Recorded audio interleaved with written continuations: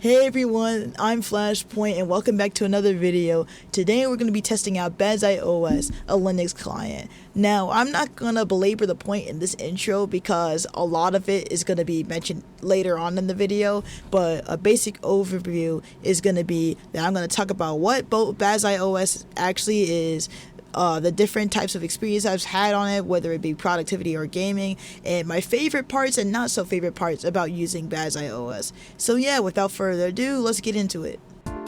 Bazzite is an image-based operating system coded in Linux Fedora. This OS was developed by Universal Blue, a manufacturing collective that creates various systems with the end user in mind. As they've created Bazzite, they are also responsible for the creation of Aurora OS, Project Bluefin, and UCore. For Bazzite specifically, Universal Blue designed the OS for new and veteran Linux users that want to game on Linux. From desktop PCs to handhelds like the Steam Deck, BazziteOS is meant to allow for avid gamers a wide range of compatibility and customization. Fellow clown JordonAM pitched the video idea a while ago, and I decided to join them for the ride. We dedicated a week of our normal PC usage to download and experiment with BazziteOS, both of us switching from the familiar setting, Windows 11. Since our experience with previous Linux versions were interesting, this was an exciting opportunity to try out a newer, more modern version of a Linux client that could become our new standard for computer gaming and potentially daily usage as well. Outside of the physical switch from Windows to Bazzite, here is the layout of the Bazzite challenge. JordonAM compiled a checklist of different goals and objectives to be completed while using the OS. In this list, there are a mixture of productivity tasks such as desktop customization and internet browsing, as well as gaming tasks like running and streaming gameplay. Throughout the course of the week, we both went through each part of the checklist to see how Bazzite handled them all. BazziteOS is not super demanding in terms of system requirements, and if your PC was created within the last decade or so, Bazzite should be able to run. That being said, something that immediately jumped out to me was the consistent mention of AMD GPU compatibility.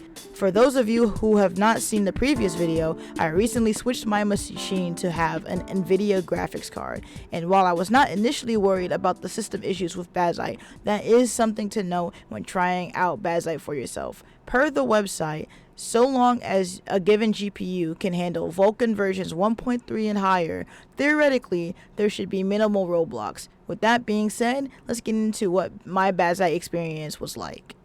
My first day of this challenge was mostly to make the switch from Windows 11 to BazziteOS. I have been walked through using boot drives and BIOS settings before, so at first, there wasn't much that was new to me. Bazzite recommends you use flashes like Fedora Media Writer or Rufus to boot into the OS, but Jordan and I both use our own Ventoy drives instead. On my end, I had to override a previous boot program I had used to set up my PC into Windows, so Jordan helped me with that.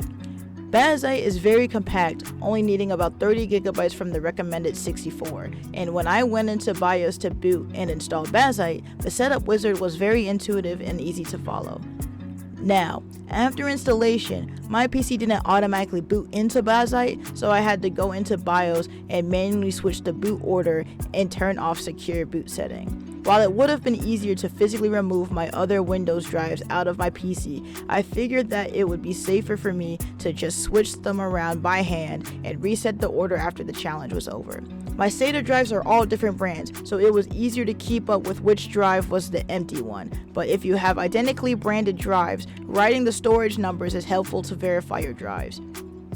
Another small roadblock I had was setting up a local user to log into Bazzite on my PC. Interestingly, Jordan's setup actually matched the screenshots that were present on the website, while mine was missing a couple of options. Because of that, I missed this step when setting up Bazzite the first time, so I had to go through the entire installation process again to properly create a local user. Lastly, after being able to get into Bazzite normally, I realized that I had no Wi-Fi coming into my PC, and after a brief period of running through the Bazzite website and some Reddit threads, my Wi-Fi card was still booting to my Windows drive despite Bazzite being the boot priority. So once again, I had to go into BIOS and manually switch the boot priority and then I was able to have Wi-Fi just fine. For the first few days, I tackled most of the general productivity ventures noted in the checklist, and for the most part, I had a very smooth experience. The desktop customization was a great showcase to me of how powerful Bazzite can be. While I was playing around with desktop icon cosmetics, I stumbled across different cursor and KDE plasma implementation styles too. I was even able to change my tabs to resemble a retro HTML look that made me feel like I was back on the family computer. I did have a few system crashes when trying to use the global theme setting, but this was really just a minor inconvenience, all things considered. Next up was internet browsing, and this was another highlight about using Bazzite. The responsiveness of Bazzite exceeded my expectations, and I experienced no hiccups in loading sites and switching tabs. I'm a school student, so most of my time on this section was just doing homework and listening to video lectures, but even using Brightspace was the easiest thing in the world on Bazzite. Even downloading and editing documents didn't become a halt in my workflow, so much so that I would blink and things would be installed almost instantly. On the topic of easy installation, I used Flatpak to install the bulk of my usual programs, such as OBS and Audacity. Because they were already available through Flatpak, I was able to reinstall my productivity software in less than 8 to 10 minutes. Gaming on Bazzite, I think, was a difficult feat for me because I ran into numerous issues in trying to run and record some things. But this is not to say that Bazzite has nothing to offer in the realm of gaming. My PC and I are at odds a lot of the time, and this was one of those times. My frequent game, Fortnite, is not available to be played through Linux, but I tried out some other games that I have never played and wanted to try out for the first time. As trivial as this may sound, I had a great time playing LEGO Batman 3 through Bazzite. Since the OS comes with all controller support, I didn't have to jump through hoops to get my Xbox controller to communicate with the program.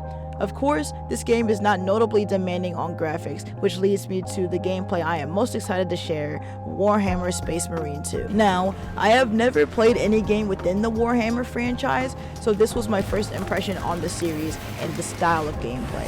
And playing through the beginning sequence was some of the most fun I've had just looking at the visuals alone. I was able to run the game on maximum settings, and I was extremely surprised when I didn't experience any major lags or cuts that took away from the gameplay. In fact, I know that I would not be able to achieve this quality level on Windows, so the upscale will be something I will miss wholeheartedly. Again, Bazzite was super responsive to all my inputs, even when switching back and forth from controller to keyboard without any skips in the switchover. I plan to play more Space Marine 2 in the future because of this experience, so this is something that Bazzite should be really proud of. Streaming was an overall nice experience. Recording, not so much. I don't use Twitch, so my streaming experience was through Discord, which, depending on who you ask, is a much more frustrating feat to accomplish. I was comfortably able to reach 1080p 60 when using Vencord. However, using Discord native had some issues in keeping an audio or video connection, and the reverse was true depending on the day, so troubleshooting that was a bit of a head scratcher.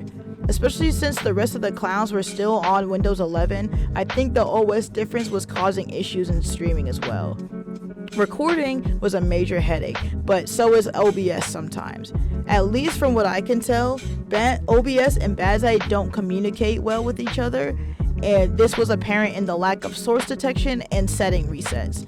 A lot of the audio for this video was actually unusable because of communication issues with my main microphone, and the last few days of recording had to be scrapped due to system crashes caused by either trying to launch a game through Heroic or trying to record through OBS period. With all of that being said, here are some of my favorite things about using BazziteOS over the course of this week. The responsiveness is one of my favorite things about this program. Being able to have a consistent and smooth workflow no matter what programs I was using was a very, very, very good thing for me in terms of how I like to do my work, especially when using programs that demand a lot of graphics quality like Space Marine 2. I had a really nice time being able to just use the OS and use the system with little to no breakups. Another thing I liked about Bazzite is the sheer amount of customization options that were available on the system. I never felt like I had to conform to a certain style or be boxed in to a certain look that was only available in 1 to 3 options. Bazzite gave me numerous options that were almost too many options for me to choose from, and as somebody who likes to customize my PC to my liking, I appreciated this a lot.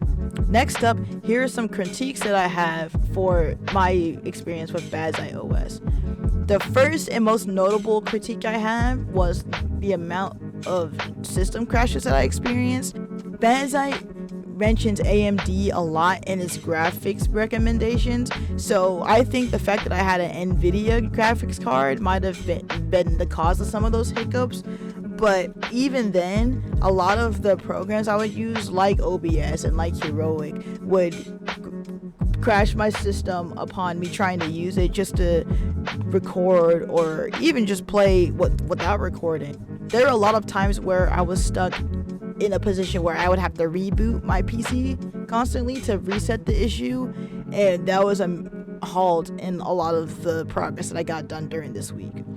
Bazzite definitely has a lot to offer in terms of PC gaming for Linux enthusiasts. And as someone who has had some abysmal experience with previous Linux clients, this challenge was actually really good for me to become less closed off to the idea of making the switch to a Linux PC. Will I switch to Bazzite permanently?